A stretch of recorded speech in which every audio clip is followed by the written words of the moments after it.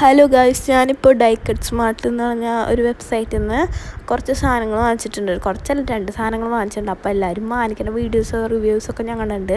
അപ്പോൾ ഞാനും വാങ്ങിച്ചു കേട്ടോ അവിടെ നിന്ന് 2 സാധനങ്ങൾ. അപ്പോൾ ഞാൻ വാങ്ങിച്ചത് എന്തൊക്കെയാണെന്ന് വെച്ച് കഴിഞ്ഞാൽ, ഇത് ആദ്യം തന്നെ ഒരു ബില്ല് കിട്ടിയിട്ടുണ്ടായിരുന്നു കേട്ടോ.